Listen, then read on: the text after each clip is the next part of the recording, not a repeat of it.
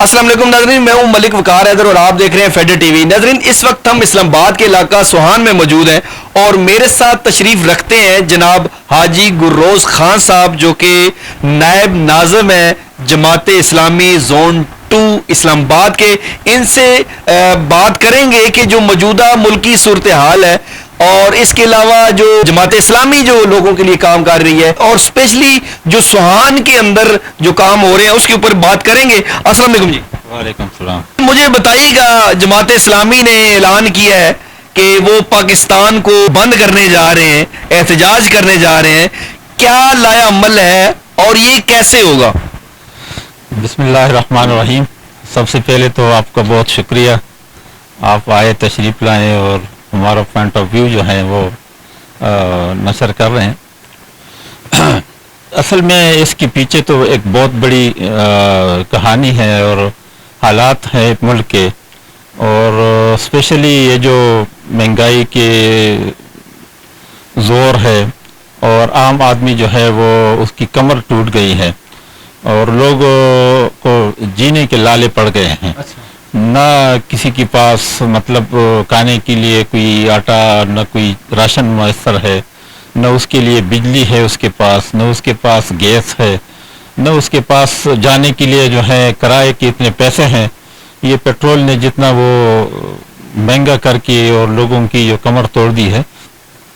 ہم جماعت اسلامی ابتدا سے اسی پیٹرول پہ جو لیوی گورنمنٹ ایک غیر مناسبانہ وہ لے رہے ہیں، اس کے خلاف ہمارے امیر محترم جناب حافظ نعیم الرحمان صاحب بار بار آواز اٹھاتے رہے ہیں۔ اور پچھلا جو ہمارا دھرنا ہوا تھا لیاقت باغ میں، اس وقت بھی جو مطالبات گورنمنٹ کے ساتھ رکھے تھے تو اس میں یہ ایک مطالبہ تھا آئی پی پیز کے ساتھ جو پیسے لے رہے ہیں بغیر بجلی بنانے کے، اور بھی مطالبات تھے، ایک پیٹرولیم کا بھی تھا، تو وہ اس وقت بھی احتجاج تھا۔ اس سے پہلے بھی ہم احتجاج کر چکے ہیں، اسلام آباد میں بھی، پورے ملک میں بھی، چوک چوراہوں میں بھی۔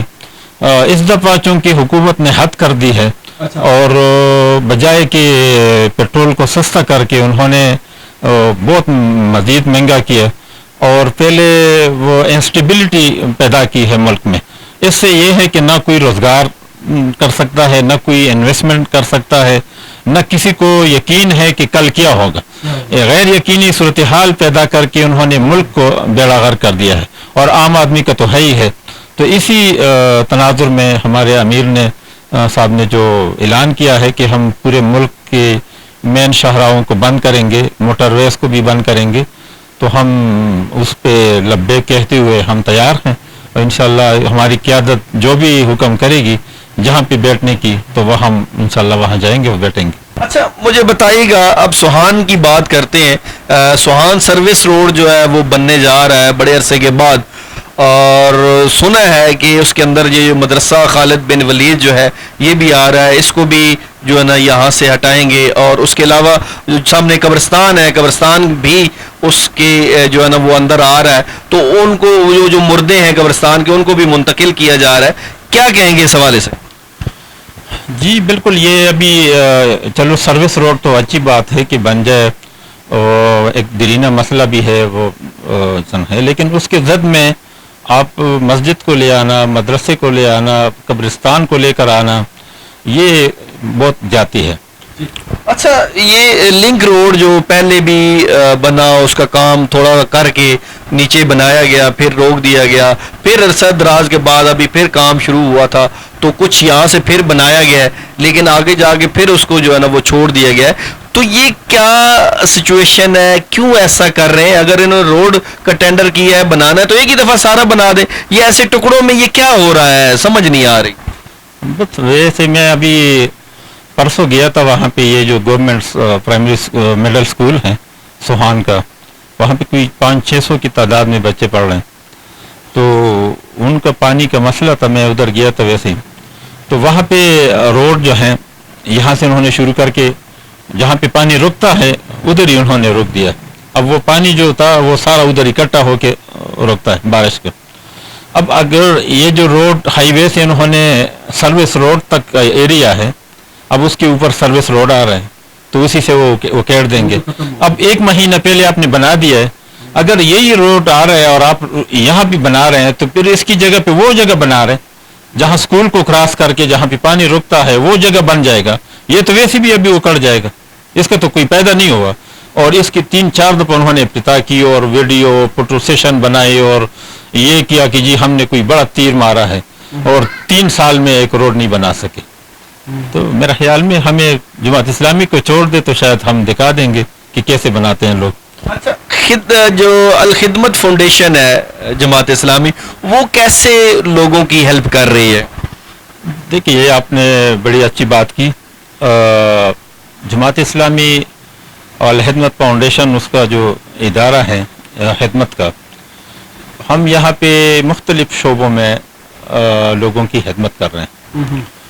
وہ جو بیٹیاں جن کی شادی ہو رہی ہے اور وہ جہیز نہیں لے سکتے, کچھ ان کی بیوائیں ہیں, والد مطلب والد یا کمزور ہے یا اس کی والد نہیں ہے, یتیم بچی ہے, تو ہم ان کی جہیز کے مد میں ان کی مدد کرتے ہیں. اگر کوئی بچی یا کوئی ہماری بہن یا کوئی ایسا جوان جس نے سلائی کڑھائی سیکھی ہے اور وہ سلائی مشین نہیں لے سکتے تو ہم ان کو سلائی مشینیں دے رہے ہیں.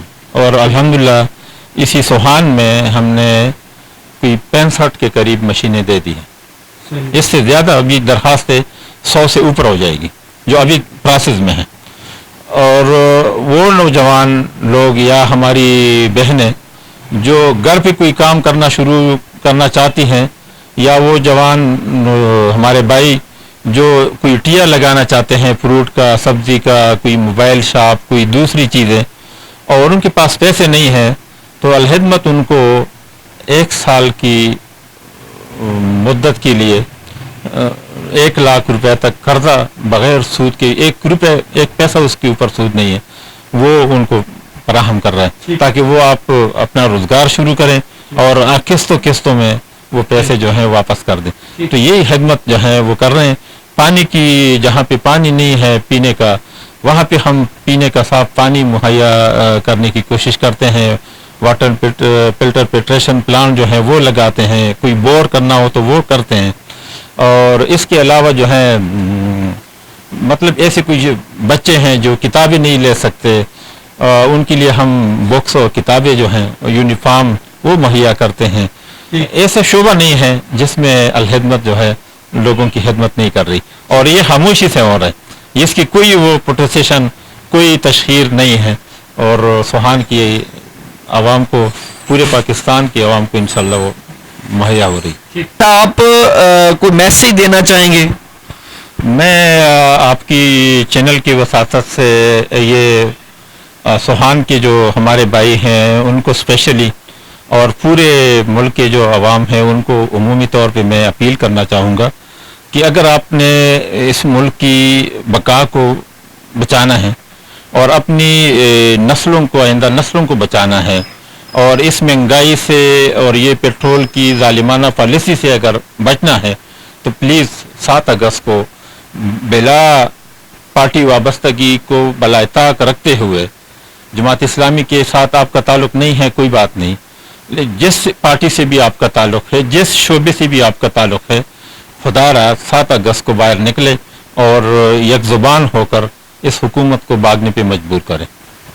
بہت شکریہ جی. ناظرین, آپ نے دیکھا میرے ساتھ موجود تھے حاجی گلروز خان صاحب جو کہ نائب ناظم ہے جماعت اسلامی زون 2 کے, اور ان کا کہنا یہ ہے کہ حکومت اس وقت بوکھلاہٹ کا شکار ہے, کیونکہ پہلے ہی غریب پہلے پس رہا تھا, اس کے بعد مزید پیٹرول و دیگر اشیاء مہنگی کر کے غریب آدمی کا جینا حرام کر دیا گیا ہے. اسی کے ساتھ اپنے میزبان ملک وقار حیدر کو اجازت دیجیے. اللہ نے کے